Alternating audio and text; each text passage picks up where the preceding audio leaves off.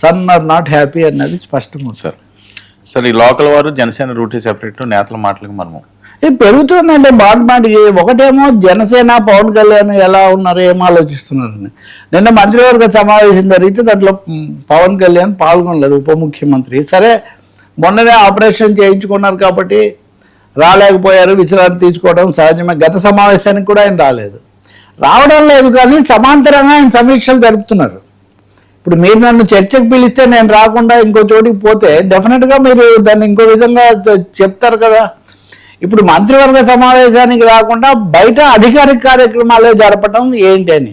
నిన్న పవన్ కళ్యాణ్ దాదాపు మంత్రివర్గ సమావేశం సమయంలోనే ఈ పర్యావరణము, ఎర్రచందనాన్ని కాపాడము, పుష్ప 2 టైప్లో వాటి అన్నింటిని ఎలా అరికట్టాలి, వీటి మీద గట్టి ఆదేశాలు ఇచ్చారు. ఇవన్నీ కూడా చెప్తున్నారు. ఇది ఒకటి నడుస్తుంది. కొంత ఏదో ఎడం, కొంత గ్యాప్ ఏదో కనిపిస్తుంది, కొంత అసంతృప్తి ఏదో ఉందని ఆయన వెళ్ళి చూసి వచ్చారు. ఇదంతా జరిగింది, కానీ ప్రతిసారి 2 సార్లు 3 సార్లు ఇలా జరగడానికి కారణం ఏమై ఉంటుంది అనేది ఒకటి. ఇక రెండవది స్థానిక ఎన్నికలు. స్థానిక ఎన్నికలు అన్నప్పటి నుంచి పవన్ కళ్యాణ్ మొదట్లో మొదలు పెట్టారు. తర్వాత నాదెళ్ల మనోహర్ మాట్లాడారు.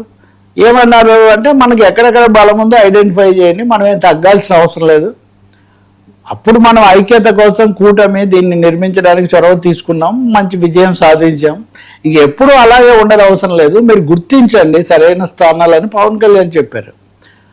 నాదెళ్ల మనోహర్ ఇంకో అడుగు ముందుకు వెళ్ళి 2024 ఫార్ములా పనికిరాదు, 2024లో లాగా 80-15-5, 80 తెలుగుదేశానికి, 15 జనసేనకు, 5 బీజేపీకి అన్న ఫార్ములా అప్పుడు అనుసరించాం. ఇప్పుడు ఆ ఫార్ములా పనికిరాదు, ఎవరెవరికి ఎక్కడెక్కడ బలం ఉందో వాళ్ళే చేయాలి అంటే దీన్ని ఎవరు ఎలా తేలుస్తారు? 3:2:1 లేకపోతే 4:2 ఏదో ఒక లెక్క కదా. ఎవరెవరికి ఎక్కడెక్కడ బలం అంటే దీన్ని ఇంకొంచెం కొనసాగించి నిన్న బొలిశెట్టి శ్రీనివాస్ ఆయన విజయవాడ అది కూడా కాకుండా విజయవాడ రాజధాని ప్రాంతము, ఈ కులాల సమీకరణలు వీటన్నిటికీ పెట్టింది పేరు. అది కాకుండా వంగవీటి రాధా వీళ్ళందరూ గతంలో అక్కడ ఉన్నది, కమ్యూనిస్టులు కూడా గతంలో చాలా కాలం కార్పొరేషన్ గెలిచిన చోటు, ఇవన్నీ చాలా ఉన్నాయి.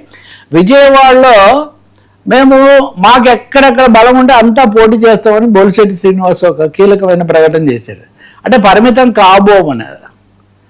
ఇలా ప్రతి చోట పోటీ చేస్తే ఏం జరుగుతుంది? నిజంగా ఈ మాటలు ఎందుకు 1-2 సార్లు చెప్తున్నారు జనసేన వాళ్ళు?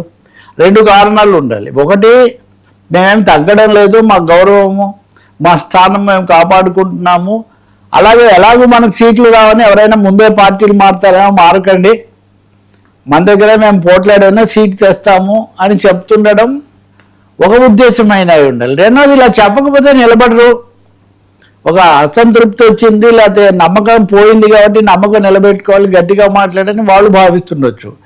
నిజంగా నిలబడతారనేది ఒకటైతే వర్మ, నిజంగా ఎక్కడికక్కడ జనసేన కనుక పోటీ చేస్తే దాని కాన్సిక్వెన్స్ ఏమవుతుంది? గతంలో వైసీపీ వాళ్ళే 2019లో చేసిన ఆరోపణ ఏంటి? సపరేట్గా పోటీ పెట్టడం ఎందుకంటే ఓట్లు చీల్చి తెలుగుదేశానికి మేలు చేయడం వీళ్ళ ఉద్దేశం. అందుకనే పవన్ కళ్యాణ్ కావాలనే బయటకు వచ్చి విడిగా పోటీ చేశారని వాళ్ళు అప్పుడు ఆరోపణ చేశారు. కానీ ఇప్పుడున్న పరిస్థితుల్లో జగన్మోహన్ రెడ్డి కూడా నిన్న సమావేశమై ఏదో చెప్పారు, అది మనం మళ్ళీ మాట్లాడవచ్చు. ఓట్లు చీలిపోతే అది వైసీపీకి మేలు చేయదా? 2 ఏళ్ల కిందట ప్రభుత్వం యాంటీ ఇన్కంబెన్సీ ఉండి వ్యతిరేకత ఇదంతా ఉన్నప్పుడే మీరు ఐక్యత అవసరం అని చెప్పారు.